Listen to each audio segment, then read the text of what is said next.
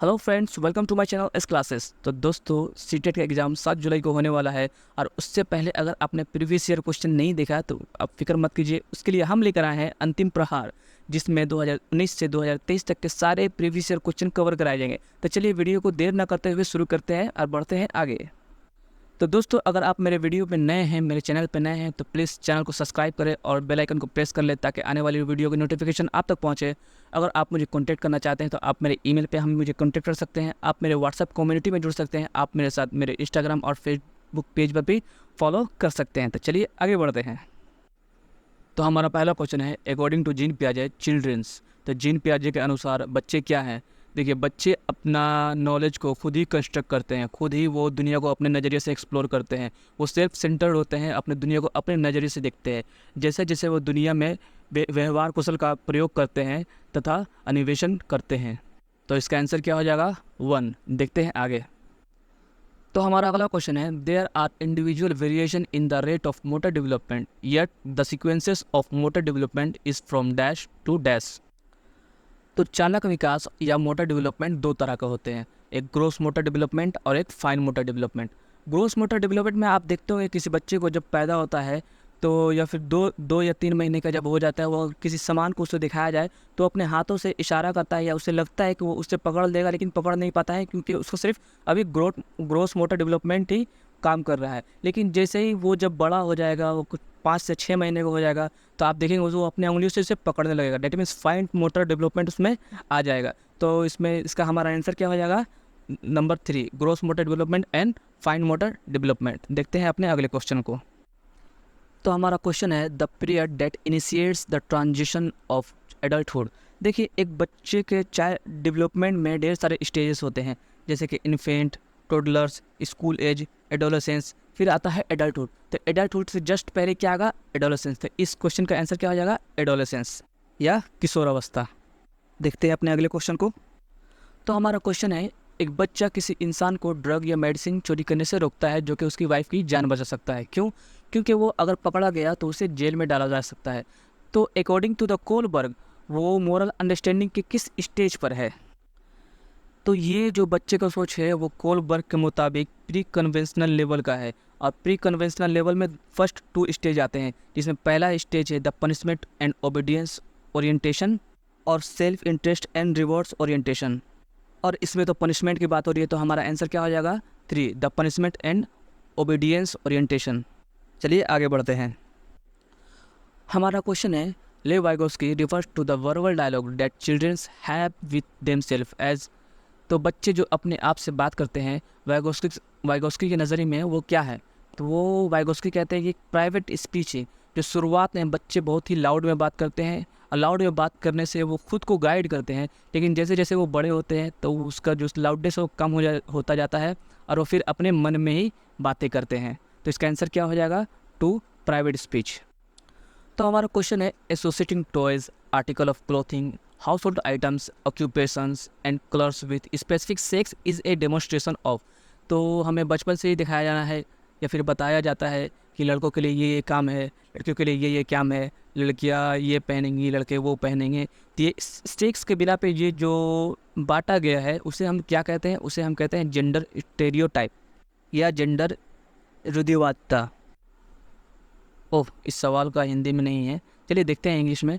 In an elementary classroom it is important, ये क्या important है कि एलिमेंट्री क्लासरूम में, that experience that a child brings with her. मतलब कि एक बच्ची जो अपने साथ एक्सपीरियंसेस लाती है अपने घर से या अपने जो भी इन्वायरमेंट में रहती है, तो अपने एलिमेंट्री स्कूल में या क्लास में, तो उसे क्या करता है, वो इसको क्या इंपॉर्टेंस देता है? क्या डिनाई करना? नहीं।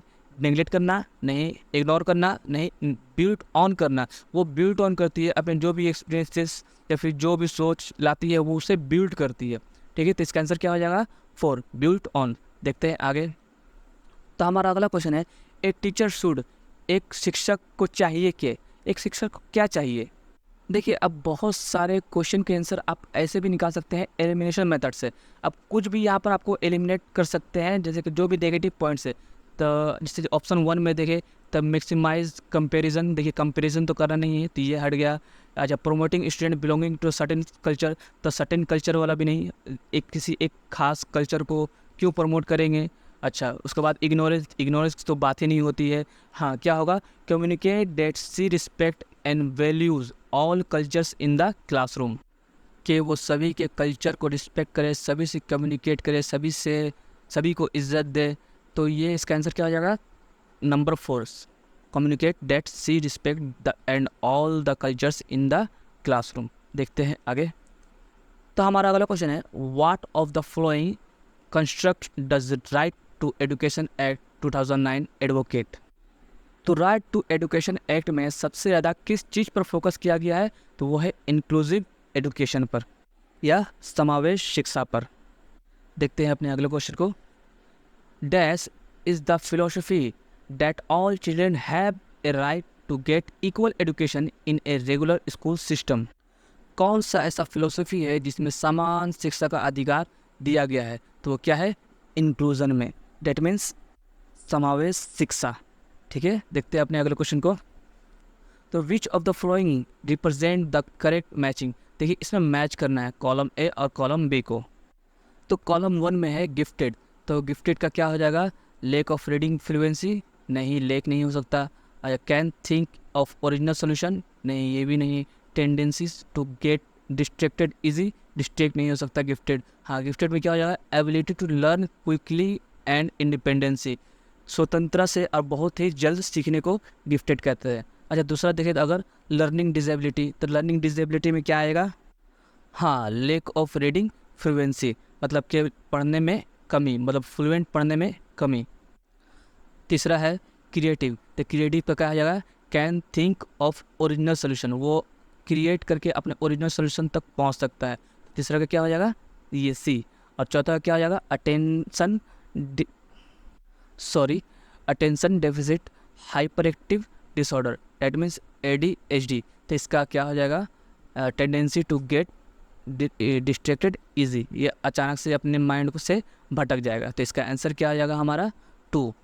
ओके, तो हमारा क्वेश्चन है, चिल्ड्रेन लर्न इफेक्टिवली व्हेन? बच्चे प्रभावी रूप से सीखते हैं जब? तो बच्चे कब सीखेंगे?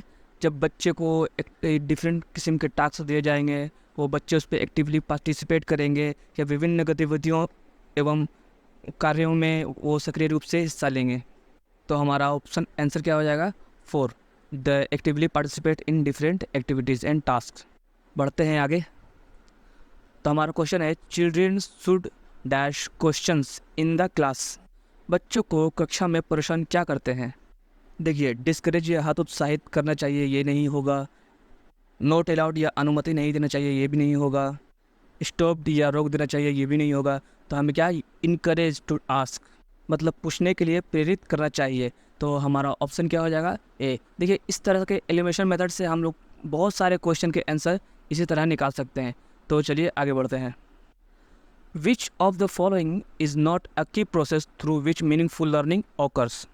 निम्नलिखित में से कौन सा एक मुख्य प्रक्रिया नहीं है जिसके द्वारा सार्थक अधिगम गति होता है? तो वो क्या है? देखिए, मेमोराइजेशन एंड रिकॉल। देखिए, बच्चों को कभी भी रट्टा मारने या उसे याद करने पर भी फोकस, मतलब इंटेंशन नहीं दिया जाता है, क्योंकि उनका मेमोरी पावर लो हो जाता है, जो भी उनके समझने की कैपेसिटी होती है वो कम हो जाती है। तो इसका आंसर क्या हो जाएगा? Memorisation and recall. और मुख्य प्रक्रिया क्या क्या है? Repetition and practice, instruction and direction, exploration and interaction, ये मुख्य प्रक्रिया है। अच्छा, नोट नहीं क्या है? Memorisation and recall. तो हमारा अगला क्वेश्चन है, when teacher have positive benefit about the students and their ability, the students? जब शिक्षक को विद्यार्थियों एवं उनके योग्यताओं के बारे में सकारात्मक विश्वास होता है, तब विद्यार्थी क्या होते हैं? हाँ, the eager and motivate to learn, मतलब के सीखने के लिए उत्सुक एवं प्रेरित रहते हैं। देखिए, अगर इस क्वेश्चन को एलिमिनेशन मेथड से किया जाए तो ये देखिए, इसमें स्टॉप पुटिंग ये हट जाएगा, डीमोटिवेट हट जाएगा, नॉट इफेक्टेड हट जाएगा। तो इसका आंसर क्या हो जाएगा? 1। चलिए बढ़ते हैं आगे। तो अगला क्वेश्चन है, चिल्ड्रंस एरर। तो बच्चों की गलतियाँ क्या है? ये अधिगम का एक भाग है, is a part of learning, give an insight into their thinking, जो कि उनके विचारों में एक अंतर्दृष्टि है। ठीक है, तो इसका आंसर क्या आ जाएगा? 3। चलिए बढ़ते हैं आगे। असेसमेंट।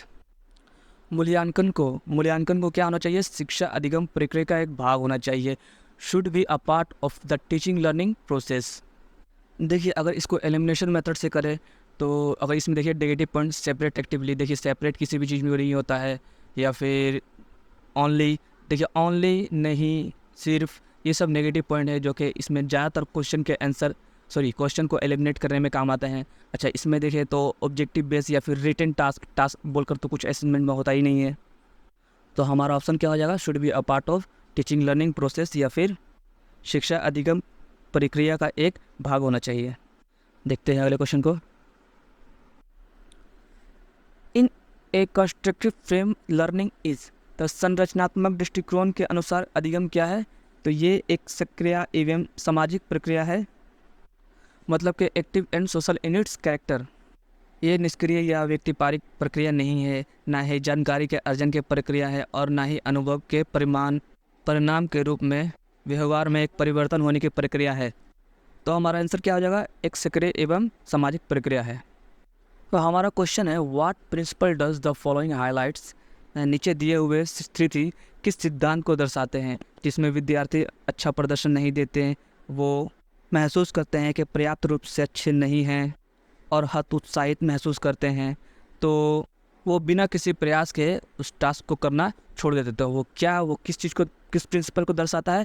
तो वो दर्शाता है cognition and emotion are not separable, मतलब कि संज्ञान एवं संवेग अलग नहीं है। तो इसका आंसर हो जाएगा 1। चलिए देखते हैं आगे। तो हमारा क्वेश्चन है एक शिक्षक बच्चों को प्रभावी रूप से समस्या का समाधान करने में सक्षम बनाने के लिए किस तरह का प्रोत्साहित करना चाहिए या कर सकते हैं? A teacher can encourage children to become effective problem solvers by.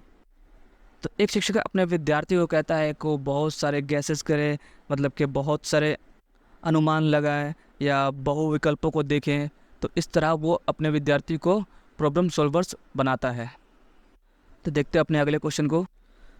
तो हमारा क्वेश्चन है which of methods where learners on initiative and efforts are involve in the example of. वह विधियाँ जिनके प्रयोग में विद्यार्थियों के सब पहल के प्रयास में शामिल है, निम्न में से किसका उदाहरण है? तो ये किसका उदाहरण है? लर्नर्स सेंटर मेथड, मतलब कि अधिगमात्मक विधि है। बढ़ते हैं आगे। Which of the following statement about intelligency is correct. बुद्धि के बारे में निम्नलिखित कथाओं में से कौन सा सही है? देखिए अगर ऑप्शंस के हिसाब से देखें तो बुद्धि की सिर्फ एक परिभाषा नहीं, तो बुद्धि या इंटेलिजेंसी में कोई एक योग्यता नहीं होती, कई योग्यता होती हैं, क्योंकि यह बहुआयामी होती है और इसे कोई भी टेस्ट से मेजर नहीं किया जा सकता। तो इसका आंसर क्या हो जाएगा? 4th number, intelligency is multi dimensional involving several abilities not entirely measurable by intelligency test. तो चलिए आगे बढ़ते हैं। तो हमारा अगला क्वेश्चन है which of the following is the primary socialising agency. निम्नलिखित में से कौन सा प्राथमिक सामाजिक माध्यम है? तो हम जैसा कि जानते हैं बच्चा सबसे पहले अपने फैमिली, अपने परिवार से सीखता है, उसके बाद वो अपने समाज से सीखता है, उसके बाद वो स्कूल से सीखता है। तो हमारा आंसर क्या हो जाएगा? फैमिली या परिवार। तो हमारा अगला क्वेश्चन है the major proportion of Jean Piaget's theory is that. The Jean पियाजे के सिद्धांत के प्रमुख प्रस्ताव है कि बच्चों की सोच वयस्कों से निम्न होता है, या फिर childrens thinking is inferior to adult. No. बच्चों की सोच वयस्कों से बेहतर होता है, या फिर childrens thinking is superior to adult. No. बच्चों की सोच मात्रात्मक रूप में वयस्कों से विभिन्न होता है, तो childrens thinking is quantitatively different from adults. ये भी नहीं होगा। या फिर बच्चों की सोच गुणात्मक रूप में वयस्कों से विभिन्न होता है। जी हाँ, childrens thinking is qualitatively different from adults. तो ये हमारा क्वेश्चन है, आंसर है। देखते हैं आगे। Gender is an. तो जेंडर क्या है? तो ये एक सामाजिक संरचना है, ये समाज के द्वारा दिया हुआ टर्म है, और यही अगर सेक्स होता तो ये बायोलॉजिकल डिटर्मिनेशन हो जाता। हमारा आंसर क्या हो जाएगा? Social constructed. तो हमारा क्वेश्चन है which of the following correctly identifies the board domains of development. निम्नलिखित में से कौन विकास का सही पहचान करता है? तो हमें पता है कि विकास 5 तरह के होते हैं। जैसे physical development, cognitive development, social and emotional development, language development और मॉरल डेवलपमेंट। तो इन चारों ऑप्शन में ये सभी चीज़ें किस में है? देखिए ऑप्शन 1 में physical, cognitive, social and emotional. तो हमारा आंसर क्या हो जाएगा? 1। देखते हैं आगे। Which of the following statement regarding children and there learning is correct? बच्चों और उनके अधिगम के संदर्भ में निम्नलिखित कथाओं में से कौन सा सही है?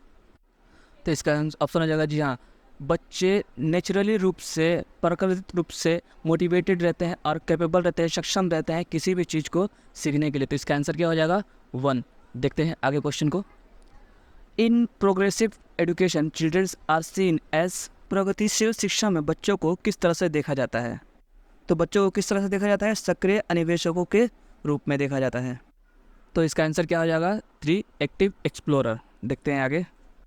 तो हमारा क्वेश्चन है according to the Lev Vygotsky learning is, Lev Vygotsky के अनुसार अधिगम क्या है? तो ये एक सोशल एक्टिविटी है, ये एक सामाजिक गतिविधि है। ठीक है, बढ़ते हैं अपने आखिरी क्वेश्चन की तरफ। निम्नलिखित में से कौन सा पूर्व क्रियात्मक अवस्था काल के बच्चे को विशेषित कराता है? Which of the following characterise a child in pre operational stage? तो क्या होगा? वर्तुल प्रक्रिया या सर्कुलर रिएक्शन? नहीं। गोल डायरेक्टेड बिहेवियर या लक्ष्य निर्देश व्यवहार? नहीं, ये भी नहीं। डिफर्ड इमिटेशन या विलंबित अनुकूलन? नहीं, ये भी नहीं। यस, रिवर्सिबिलिटी ऑफ थॉट, विचारों के अनुत्क्रमणीयता। तो दोस्तों ये रहा हमारा सेट 1। अगर वीडियो अच्छी लगी हो तो लाइक करें, चैनल को सब्सक्राइब करें और उसे शेयर करें और बेल आइकन को ज़रूर प्रेस करें। अगर आप मुझे कांटेक्ट करना चाहते हैं तो आप मुझे मेरे ईमेल पे कांटेक्ट कर सकते हैं। आप मुझे मेरे साथ व्हाट्सएप कम्युनिटी में भी जुड़ सकते हैं या आप मुझे इंस्टाग्राम और फेसबुक पेज पर भी फॉलो कर सकते हैं। चलिए मिलते हैं अपने अगले वीडियो में, तब तक के लिए जय हिंद।